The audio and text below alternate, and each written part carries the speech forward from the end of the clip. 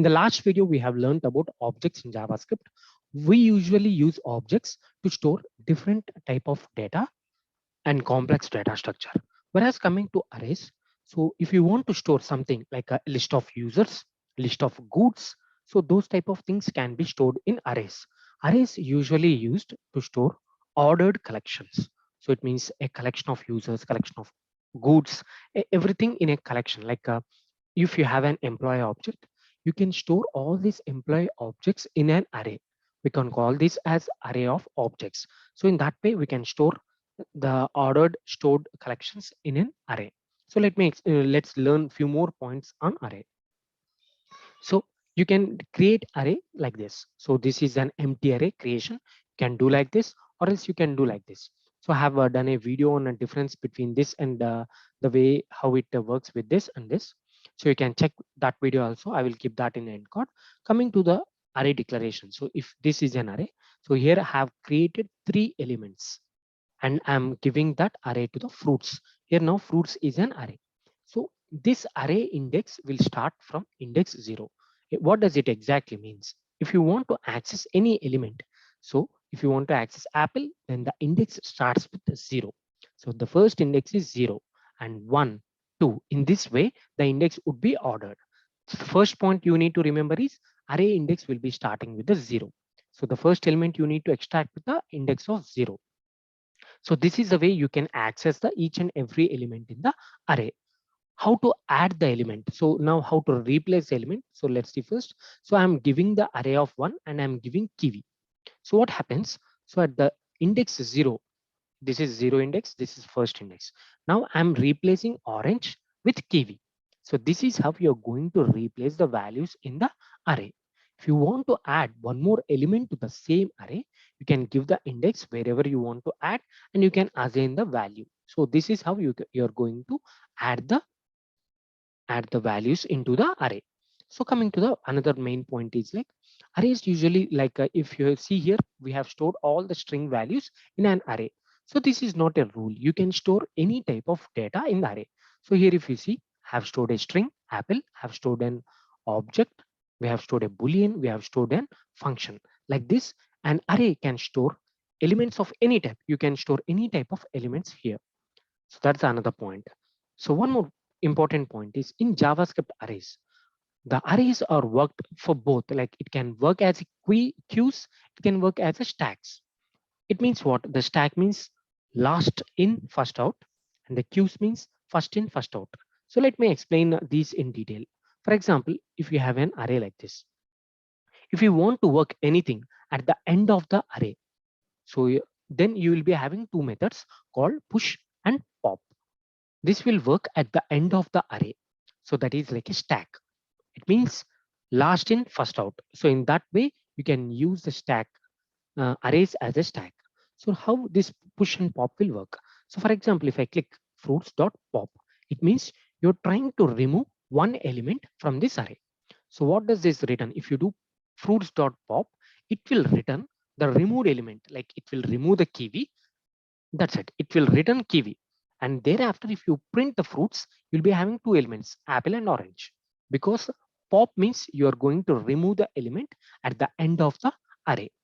Push means you're going to push an element at the end of the array. So for that, what you're going to do is fruits dot push, and you need to provide the value which you're going to push. So what you wanted to provide. So let's say you want to provide some other value like plum. So you want to push this value into this array. So first what you have done, you have popped the element. So it means you have removed the element. Now it will return the removed element. So you need to understand what exactly these methods are going to return. If you do pop, it will return the removed element. If you do push, it will return the length of the array. Now it will return the 3 because kiwi is gone and you are added plum here. So now it will return the length of the array. So the return type of these methods, what it is going to return is also very much important. So this is all about the like a push and pop. These methods will work at the end of the array. So in this way, you can use the like these arrays as a stacks. So what if you want to work with these arrays from the front? So if you want to work, if you want to add something at the front of the array and you want to delete at the front of the array. So in this case, working with arrays as queues. It means first in, first out. Apple was first inserted. So if you want to remove Apple, so then what you're going to do? So in this case, you're going to work the methods like shift and unshift. These methods will work at the beginning of the array. So what happens? Shift here, it will remove the element. It will remove the first element. Whereas unshift, it will add the element at the beginning. So these methods will work in this way. Shift, unshift. So these methods will work in this way. So the same syntax would be in the same way. For example, let me show you one. So shift means it will extract the elements. So fruits dot shift. So if I do this method, what happens? It will remove the element. The first element will be removed because shift and unshift will work at the beginning of the arrays. If you do shift, the apple will be removed. And if you want to add an element to the front side, front, so then you can use unshift and you can do banana like this. So then you're going to add banana to the beginning of the array. So these are the two shift and unshift methods. So I will show you an image to easily remember. So this is an array. The push and pop will be working at the end of the array, and unshift and shift will be working at the beginning of the array. Where pop means it will remove the element from the end, push means it will insert the element to the end of the array. Whereas unshift means it will add the element to the beginning, shift means it will remove the element from the array. So with this image, you can clearly understand what it is happening. So what is push, pop, and unshift, shift. So coming to the time taken, the performance issues. So whereas coming to the push and pop, you're just adding the push and pop elements so that there won't be any reindexing. So that's the reason it take it the performance. There will be no performance issues here. Whereas coming to shift and unshift, if you're working with shift and unshift, there would be it takes more time because if you have small amount of numbers that it will not count. If you have huge number of array count, so array elements, if you do shift operator, it means what does this shift exactly do? It will remove the apple element. If you remove the first element, then all this orange needs to come at the first index, kiwi should come to the this index. So in this way the indexes needs to be rearranged.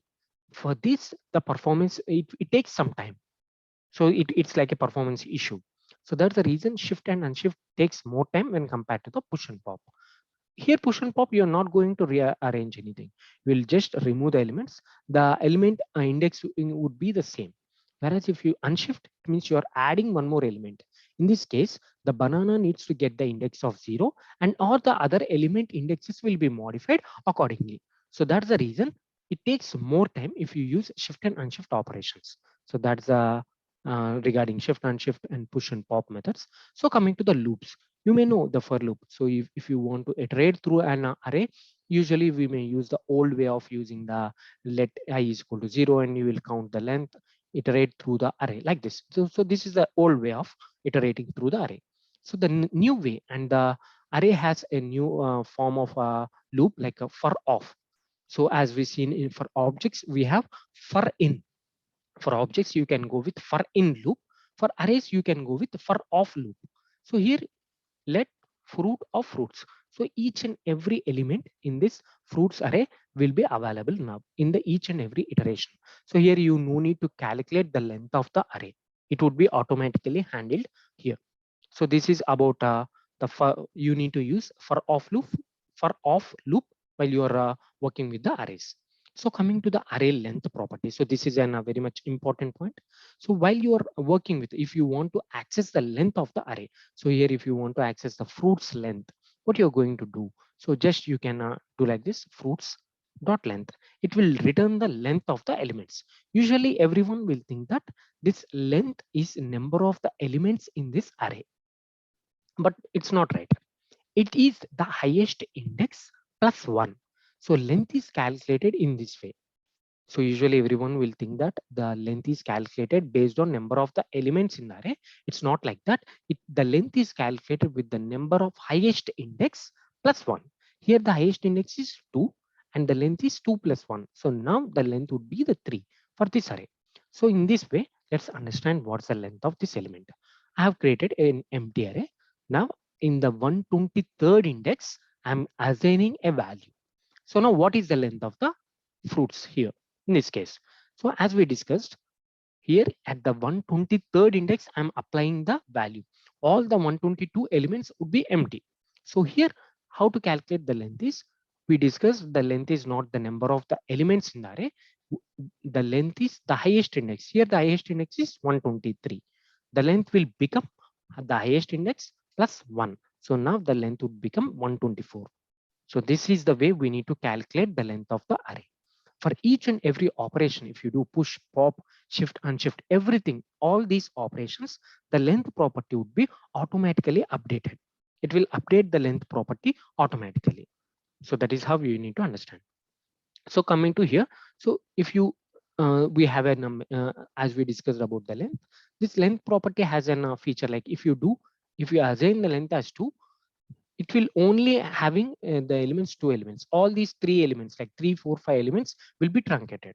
So in the similar way, if you want to empty an any array, the easiest way is make that array length as 0. In this way you can empty that array. So this is about how to empty, how to make the elements or the array into 0 or empty. So this is the easiest way.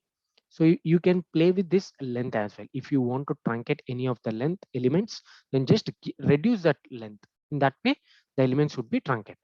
Also, you need to understand one more important point. If you do type of, it will give the type of the double flower braces. This is an object. If you do type of flower braces, it will return an object. In a similar way, if you do type of square braces also, it will return the object, because in JavaScript arrays are considered as objects. So that's the reason if the type of array is an object. But what if you want to verify whether the given element is array or object? For that we have a special method called isArray that will be available in array. So array dot is array. Now you can verify whether the given element is an array or not. So in this way, here it is an object, so it returns false. Here it is an array, so it returns true. In this way, you can conclude whether the given element is an array or not.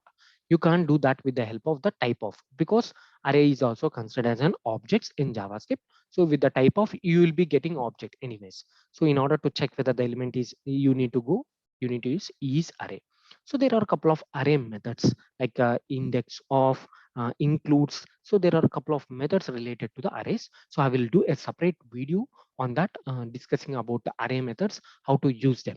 So this is all about the basics understanding of what is array, how to insert, add, and replace the array elements, and about pop, push, shift, unshift, for loop, and also the length property, how we are going to calculate the length, and also the type of and is array. So this is all about for this video. Thanks for watching. Please subscribe for more videos.